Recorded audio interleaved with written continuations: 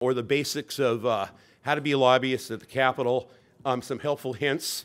Following along with, if you do follow along, I would observe that in terms of your JPAC lobby day, our short-term goal is to get all this money that we need for the Jewish community, for nonprofit organizations.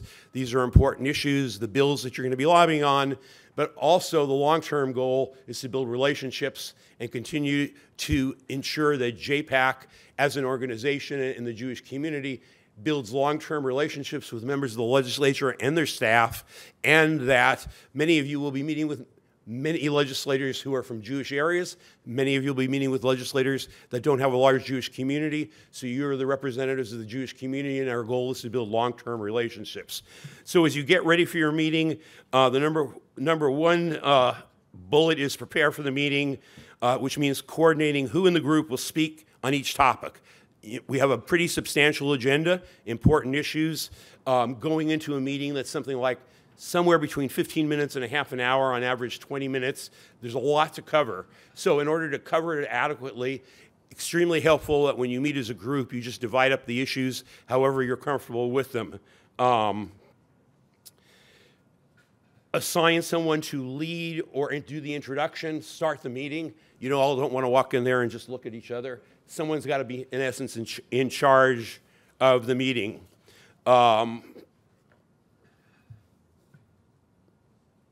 We're in a busy time in the legislature. Committees are meeting, caucuses get called. The May revise is coming out end of this week, which will recast all the state budget financials. So you may have on your calendar a meeting with a legislator. You may wind up with staff. Legislators get called away to present bills in committee. They get called away to committee hearings. They get called away to caucuses.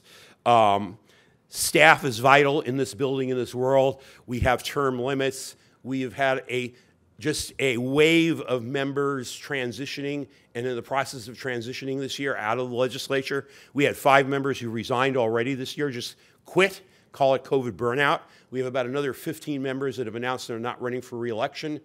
We have a number of members that were just elected in special elections or will be elected in special elections. We have another 15 members practically who are running for Congress and won't be coming back either.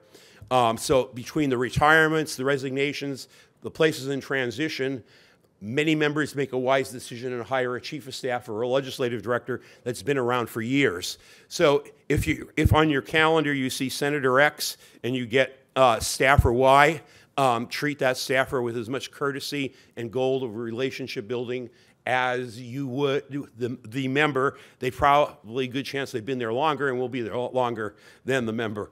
So don't underestimate the value of the staff.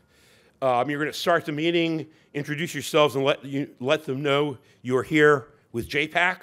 Explain what JPAC is, underline the connection of the group to the member's district.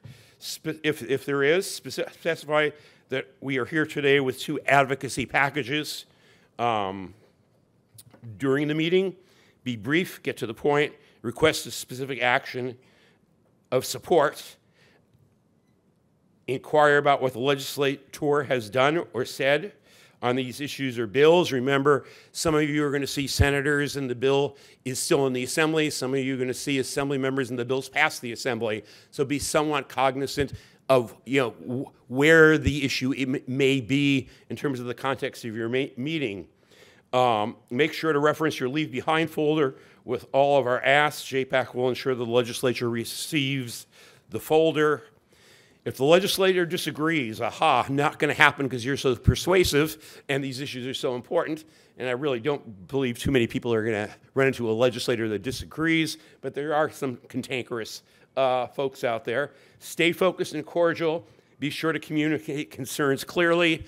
My view of being a lobbyist is that I'm there to educate. I'm not there to debate. And I would say that's true of you also.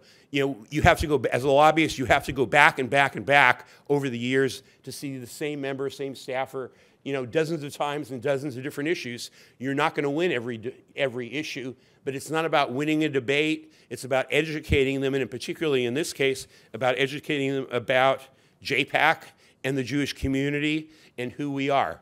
If the legislature agrees, thank them for their support and reiterate the importance of the issues to their constituents. Let them know that JPAC is available as a resource and can provide support for the legislator's work. One thing that I will always say as a lobbyist also is credibility is your most important asset as a lobbyist. So one of the things that I learned really early is if someone asks you a question and you don't know the answer, don't make up an answer. Be honest and say you don't know, and that you'll have to check with, Cliff Berg, your lobbyist, or David Bacarsley, your executive director, and that you'll get back to them because you want to retain your credibility. I mean, these members, by the way, are used to seeing groups of people all the time, constituents. This is something that they are used to. It's totally normal, and they do not expect you to be experts on the details of legislation or budget items. So be comfortable with the message. After the meeting, complete the survey that JPAC sends you. Ensure to convey to us what questions did the legislature or staff ask you? How did they indicate they would vote on the legislation? Were there questions you're unable to answer? Send them thank you notes to the members and staff you met with. You see the email address of my office for contact information. Some quick do's: thank the legislator or staff, be brief and to the point, provide personal stories that reinforce your point and make it easy for the legislator to understand. I always believe it's really important to make a personal connection as you go into the meeting first. A little bit about JPAC, obviously, as you've been told, but also a little bit about who you are, where you're from, what your organization is, to give them a sense of who you are. Read the legislator's body language as they're rising from the chair. The meeting may be over. Send a thank you letter or email. The do nots. Do not mention fundraising or money. We're very strict laws in California about that. Every now and then some legislator will bring up something about an election, and this year is an election year, and they are all running for different things, whether it's supervisor in LA or whether it's for Congress. But you do not ever talk about fundraising or mention that you saw them at a fundraiser or anything along those lines. Do not mention another political party. Do not talk about other legislators when meeting with yours. That's an interesting one. Do not get angry or combative. All right, that's part of our relationship building. We are not going to get angry and spit on them and call them scum because they do not support our position. Do not discuss other political issues. You're here for JPAC today, so I know many of you wear multiple hats, multiple organizations. Stick to the JPAC agenda today. It's not okay to jump into the Sierra Club issues or the Free the Ukraine issues. Do not belabor your concerns. Questions? All right, you are all graduated Lobbying 101. Congratulations. David, we forgot the certificates of graduation. All right, good morning, everyone. My name is Gia Daniller-Katz, and as a consultant for Jewish Family and Children's Services, San Francisco, Peninsula, Marin, and Sonoma, I have the pleasure of working very closely with JPAC and am honored to be here with all of you. My colleagues and I from ADL and Jewish Family Services Los Angeles are going to spend a few minutes talking to you today about the substance of what you're going to be lobbying on this afternoon. So, for those of you who maybe don't want to follow along in Whova, but hopefully you've checked it out, I am going to point you to the pamphlet that you received, hopefully, and have with you, and you can take a look at the back few pages that detail our agenda, and we're going to get into the weeds just a little bit. But I will say, for those of you who have poked around Whova, hopefully you have seen some of the materials meticulously put together by David and his team that actually outline a really substantial list of issues, issue areas, some 28 bills, and I don't even remember how many budget requests. And I mention that for you to understand that there are many different initiatives that JPAC and all of our member organizations focus on throughout the year. All 30 organizations that are members have the ability to put an issue forward. We get requests from legislators, and then a lot of time and effort at the board level and the leadership level of JPAC goes into deciding what gets on today's agenda.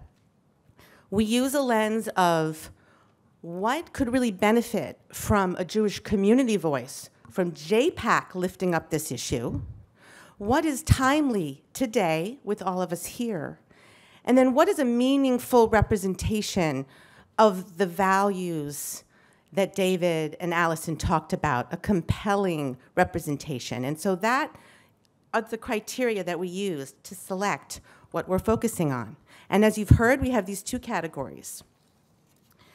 And combating anti-Semitism and hate, and expanding critical services for our communities. And when we advocate, it is what we always recommend is to use a narrative to the extent that you can.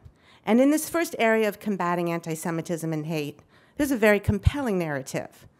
All the organizations here, nearly all of you, work in this bucket area in one way or another. And to combat something that is so persistent and pervasive as we know it is, takes an all-angle approach. And it begins, as we've heard from our guest speakers and very on theme today, it starts with education. And that's why the first bill in this bucket, so to speak, is SB 693, the Never Again Holocaust Education Act. And I'm just going to speak a little bit about it before passing it over to my colleague, Kendall, to talk about the other bills. But we know, unfortunately, that as important as education is, the collective memory of the Holocaust is fading. Recent studies have shown that 41% of Americans and 66% of millennials did not know that 6 million Jews were murdered during the Holocaust. Equal numbers could not identify the significance of Auschwitz. And so there's so much work to do. And the challenge that is well understood, and now we're finally really taking action, is that while states like California have a requirement for Holocaust and genocide education, there's really no specificity to it. And there's not the training in place for teachers. And so we don't know whether that requirement is fulfilled by a 15 or 20-minute segment one time in high school, or the places where they're really doing a multi-day, in-depth approach, where they're working with our wonderful institutions here, the JFCS Holocaust Center, Holocaust Museum LA, and others. And so the core of what this bill does, and I should just tell you that if you look at it online, it's actually outdated language. This was legislation, if you get this question in any of your meetings, that was introduced last year, and then was turned into what we call a 2-year bill, because it was determined for different reasons that there needed to be additional time with stakeholders to decide really where's the need, where's the focus that's most appropriate. And then the governor announced his new Governor's Council on Holocaust Education, and this bill is going to be a complement to that by requiring an extensive study on the state of what is and isn't happening in Holocaust and genocide education in our public schools. And so that's really as simple as that. It's going to be looking at what's happening, what's not happening, what's working, what's not working, and then that data will really inform our next steps, of which JPAC is front and center in helping take and leading this effort. So thank you all. I'm going to pass it over.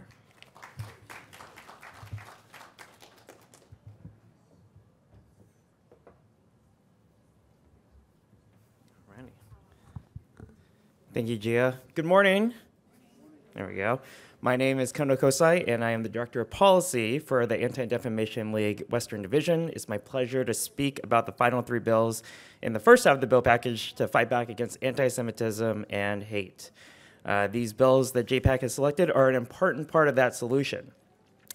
One key part of the solution is addressing online hate, and according to ADL's Online Hate and Harassment Survey, over 1 in 3 Jewish respondents experienced online hate in the last year.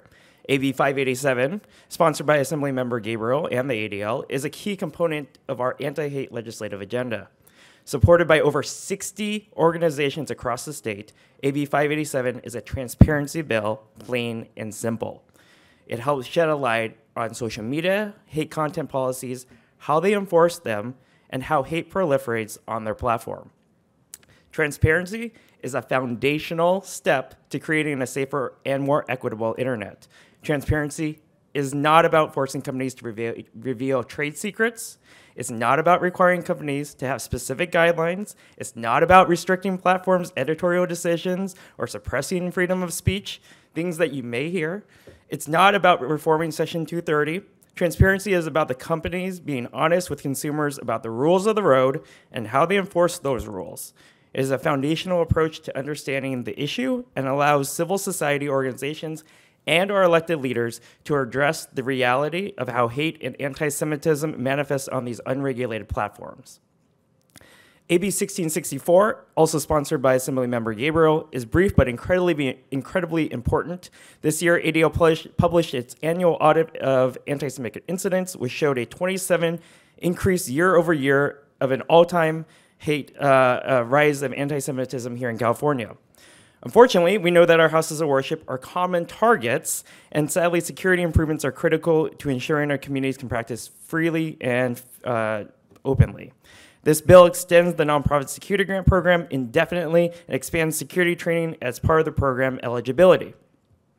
Finally, AB 2282, sponsored by Assemblymember Bauer Cahan, is a bill that seeks to bring penalties associated with symbols of terror, the swastika, the noose, and the burning cross, into parity with each other. All across California, we have seen white supremacist and neo-Nazi organizations spread their propaganda in our communities. These symbols are meant to do one thing, and one thing only, to strike fear into its intended targets and victims.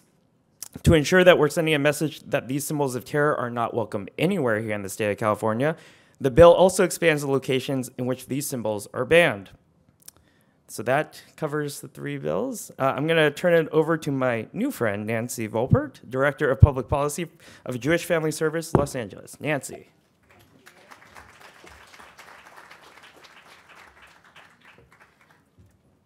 Wow, I haven't been in this room on this stage in several years. It feels like coming home. I am, as introduced, Nancy Volpert. I'm Senior Director of Public Policy and Community Engagement at Jewish Family Service LA.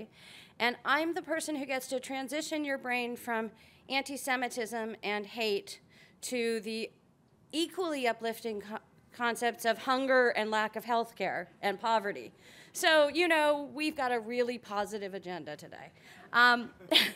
But to be fair, really, we are the complementary pieces. This is about tikkun olam and repairing our world for everybody who lives in it.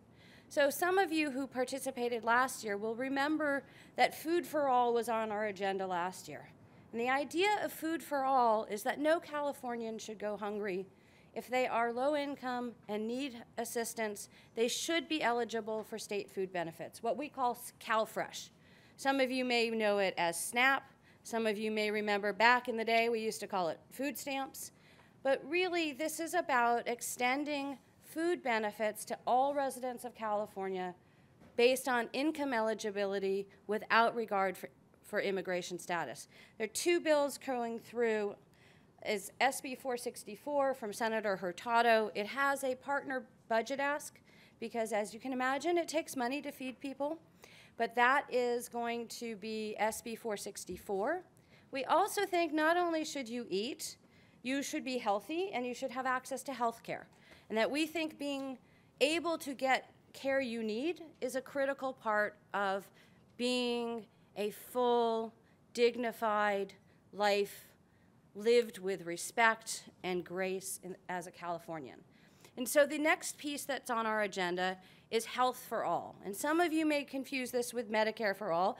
Whole different subject, happy to talk to you another day. Have lots of thoughts about what a great idea that might be, but that's not our agenda. But our topic today is health for all, which is AB4 by Dr. Joaquin Arambula, partnered with SB 56 by Senator Maria Elena Durazo. And what it would do, again, this is a complement to work we did and advocated for last year. So you may recall 3 years ago, California extended Medi-Cal, to all children under 18, regardless of immigration status. Last year, we were part of a successful advocacy effort to extend Medi-Cal, regardless of immigration status, everybody over 60. Guess what we want to do this year? We want to fill in the blanks. So the Health for All effort this year would extend Medi-Cal coverage to all low-income residents of California, regardless of immigration status. It's actually between 26 and 49 because we kind of snuck the 19s up to 24. And so this would make sure that all Californians, regardless of immigration status, would have access to Medi-Cal and access to health care if they are income eligible. And the last piece is, speaking of people who need to eat, we talk about our elders. You know, Gia, you mentioned that these are easily compelling issues and easily compelling stories. I was talking to someone last night from New Leaders Project, and they were saying, how do you talk about a senior nutrition ask? And let me ask you this. Do you have an older neighbor or a grandparent or a parent or someone you care for who is aging, who might not be able to make their own meals anymore and might want to come to one of our senior centers? Several of us in this room have senior centers from the JFS world, JFCS, and we offer a warm meal. Well, you know, we'll be open in person hopefully soon for more warm meals, but we've been doing home-delivered meals. As a perspective, JFS last year in LA, we delivered 315,000 meals to low-income seniors and homebound people with disabilities. We are facing a funding cliff, and if we don't get the state to come up with this additional $70 million for this year for senior nutrition, there's a likelihood that 26,000 older Californians will lose their ability to eat 5 days a week, let alone 7 days a week. And so this package is really about how do we sustain our community? How do we nourish them, body, mind, and soul? And so we hope as you talk to your legislators today, you'll remember, yes, we want to combat hate, we want to combat anti-Semitism, but we also want to combat hunger and poverty and help ensure the wellness of all of our residents. With that, I think I'm turning it back over to David. And if you have any questions, find me later, find Gia later, find Chris later. I'm going to volunteer Chris from JFS San Diego because he can speak to these as well. Thank you. All right, thank you, Cliff, Nancy, Gia, and Kendall for that very, very quick but amazing overview of all the work we're going to do today. Just a reminder, I'll say it again, you do not need to be content experts. We want to give you this information. It's important to know, but you don't need to be content experts. The two most impactful things, again, is showing up and sharing why you care. So please continue to reference your program books, pages 9 through 11, to figure out exactly what your story is. You can feel free to use that language exactly, but thank you for sharing with that with us, and you can feel free to use as little or as much of that as you want. And again, if you want more details, you can look at the Whova app.